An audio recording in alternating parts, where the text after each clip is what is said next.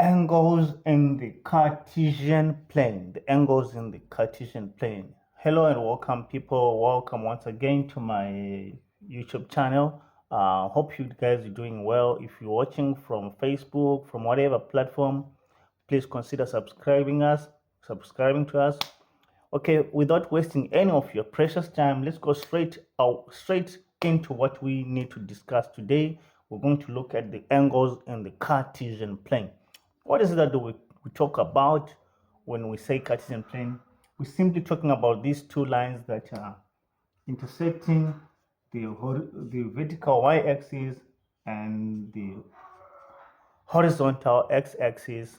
So these are the Cartesian plane. Now, since these two lines are intersecting, they are obviously going to give us four sections, which we are going to call them the quadrants. So here will be our first quadrant. This is our second quadrant. That's our third quadrant, and that's our fourth quadrant. Quadrant. Quad means four, so we have 1, 2, 3, 4 parts here. Now, so what happens in these quadrants? In these quadrants, we are going to say that if we are going to measure our angles, which we normally start from the horizontal x-axis, measuring anti-clockwise like that. So we start from here. We assume that this is 0. We assume that right flat on that x-axis we have our 0. So when we lift our what do you call that in watches, or hour hand or minute hand, if that is we are looking at a watch like that and it's going anti-clockwise, when it gets to this point, there is actually a right angle, and we know that a right angle is 90 degrees. So that will be like 90 there, which you can't see clearly. But if we continue increasing and going until we get to this point, we actually have another 90. When we get to this point, two 90s will give us 180 degrees, which means therefore the size of our angle when we measure from here, 90 plus 90 will be like 180.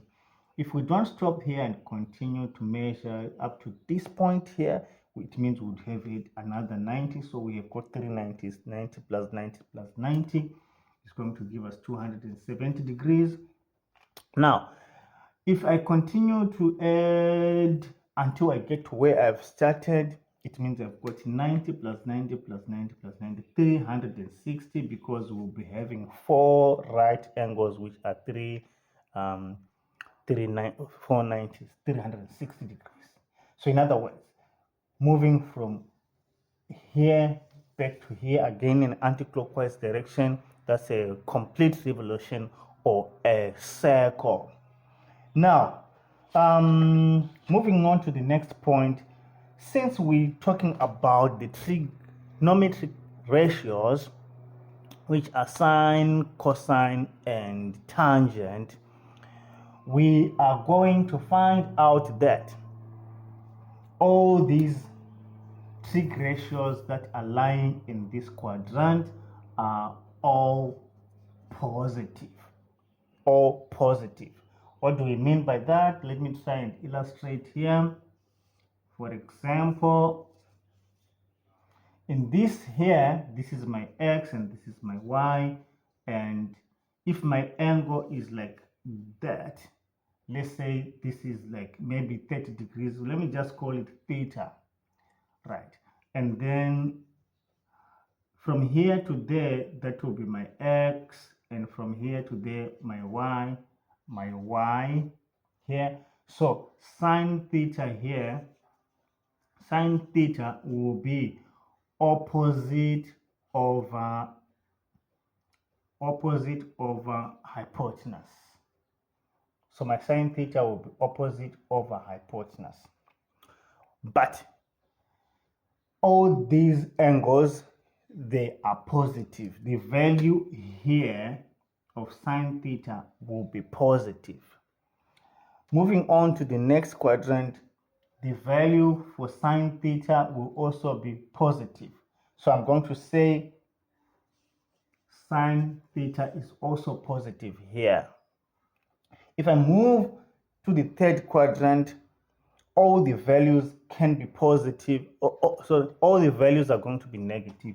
Only in this third quadrant, I'm going to have tangent values are the ones that are going to be positive. And in this case here, I almost wrote the word cat, but let me say cos theta here is positive. Why did I almost write the word cat? Because I'm thinking of an acronym which says all silly Tom cats. For you guys to remember that all the trig ratios here are positive. All here only sine is positive. Here only tangent is positive. Here cosine is positive. You just go by this acronym, all silly Tom cats. Right. With that, let me have a look at the following example. If I have an example to say, okay, so in this example that we are going to talk about, it says that here is an example. If sine theta is equal to 4 over 5, like that, if sine theta is equal to 4 over 5, and such that theta is lying between 0 and 90 degrees, calculate tan squared theta. So we are given, okay, allow me to make a correction because I wrote sine theta when I need to write cosine of theta. So corrected, this is not sine theta, it's my cos theta is equal to 4 over 5.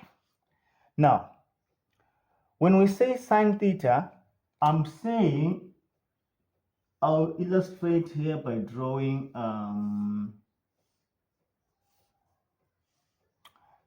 a right-angled triangle and assume that this is our theta here. Oh, now, using the acronym SOHCAHTOA, cosine means adjacent, cosine means opposite over adjacent. Am I right? SOHCAHTOA. Cosine means adjacent over hypotenuse, which is the adjacent side here is adjacent over hypotenuse. It is very important for us to solve this whole triangle. And how do we complete the triangle? We use the theorem of Pythagoras, which we said that a squared is equal to b squared plus c squared. So this here is our longest side. That is our hypotenuse. It therefore means 5 squared is equal to b squared. I'll say my b is 4. And this is my c squared, which I don't have. So this gives me 25 is equal to 16 plus c squared. So 25 minus 16 is equal to c squared. So c squared is equal to 9.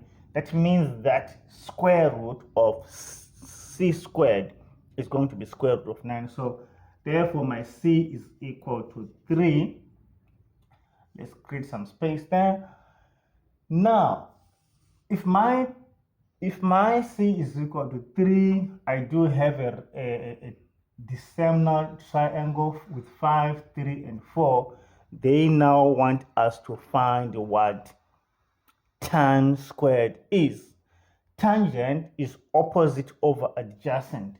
So tangent, remember the question says calculate tan squared theta.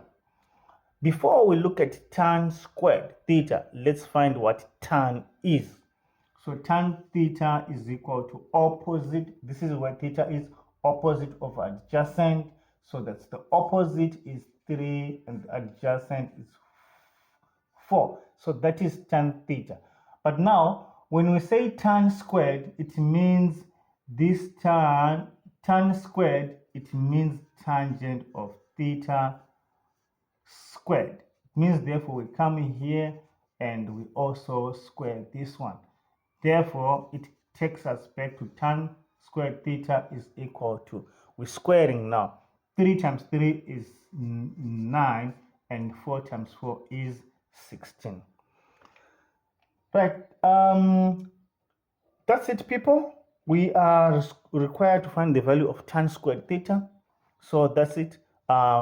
If you find this video to be of any use to you, you find it interesting, please help support by hitting the smash button,